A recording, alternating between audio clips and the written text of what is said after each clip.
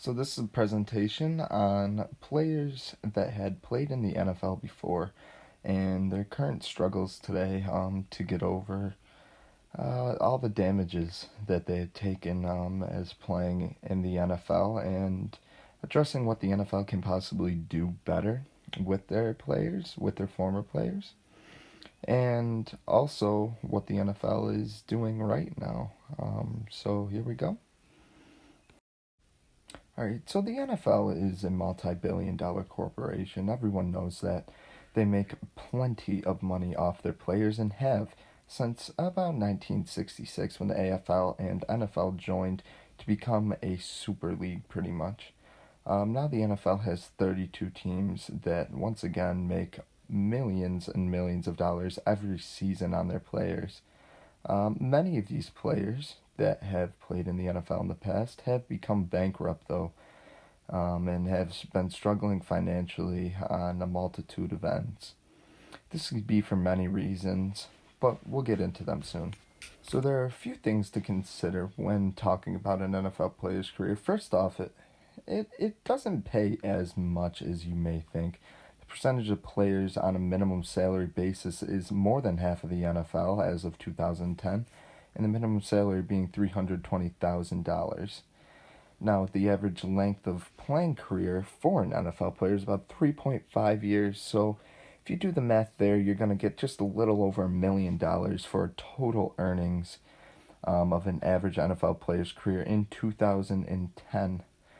Retirement packages are also something the NFL does help out with, as there is a pension for NFL players, but it is not ideal per se for the NFL lifespan, as the pension starts at 55 years old. The life expectancy is roughly 60 in NFL players compared to the NBA's average of 81. Medical expenses can also get very, very costly post NFL careers, you can see there, and even during your NFL career, as we will get into in a little bit. The media portrays many professional athletes' life as being very lavish and luxurious. Well, if you look over to the top right picture, is Chad Ochocinco and Terrell Owens, two of the most popular receivers in the early 2000s in the NFL. Chad Ochocinco and Terrell Owens both made plenty of money in their careers, but shortly after leaving the NFL, both found themselves in very significant financial hardship. Now, how can that be? To look at it right there, to find out that there are roughly 3/4 of NFL players are broke today. 3/4, which is an incredible number considering the contracts they are given.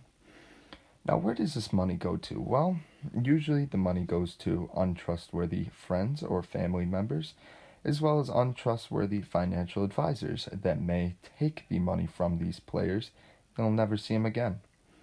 Also, injuries can cause a devastating effect on one's career, as seen Luke Kuechly in the bottom right there, former All-Pro linebacker for the Panthers, retired this past offseason due to injury concerns, specifically relating to concussions. Now, concussions are one of the most popular, well, not really popular, but one of the most prevalent injuries in the NFL today.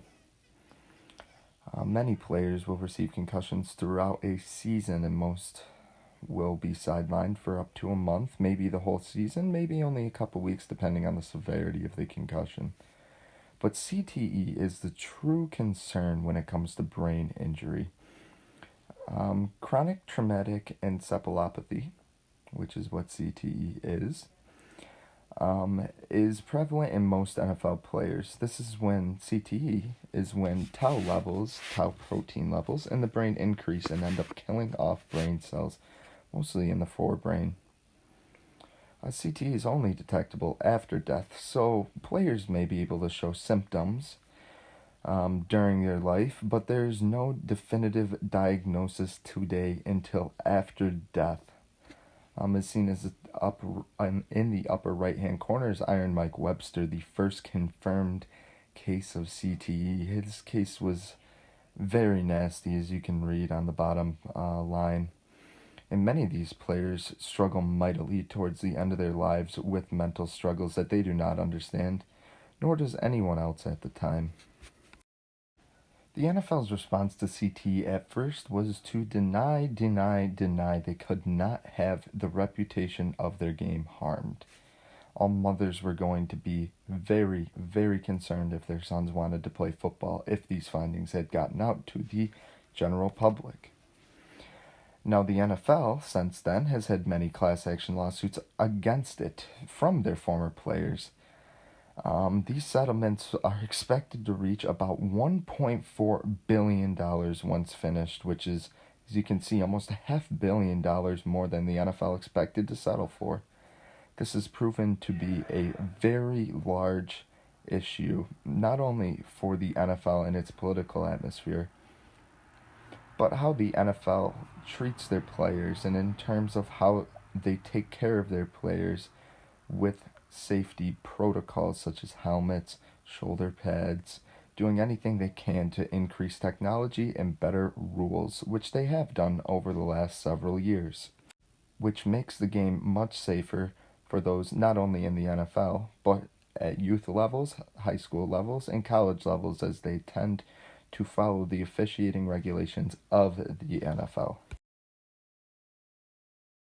Many players will most likely have lifelong injuries and problems with their body after playing in the NFL due to the constant physical nature of years of playing in the NFL. Hip surgeries, knee surgeries, and other corrective measurements can cost upwards of tens of thousands of dollars or even $100,000, depending on who the surgery is done by, where it is done in the country, and the rehab costs afterwards. The NFL right now has no responsibility for the expenses of these surgeries and does not assist players financially in these surgeries, despite the fact that it was the NFL's reasoning for these injuries and surgeries needed to take place. As seen there, hip and knee replacements at an early age are two very common surgeries for NFL players, especially those who are overweight, such as linemen who have to carry more weight on them for most of their life. The benefits NFL players receive past their playing days is not much. Obviously, they're part of an NFL family, which is a massive community and has a large support system around it in itself. Not necessarily supported by the league, but supported by its former players, coaches, and owners. The NFL players will not receive a pension until they turn 55 years of age, where life expectancy now is about 60 for NFL players. So they'll get about a 5 years worth of pension before they pass away on average. Not all players will qualify for pension. Another interesting fact is that most linemen also only live until they are 55 today, so usually there's about a 50% chance that the NFL will pay out their former linemen who are most likely to need this money, since they have more medical attention needed, typically have a greater chance of heart disease, have a larger chance of needing those replacement surgeries as talked about before, and other health problems that may come from these surgeries and heart issues.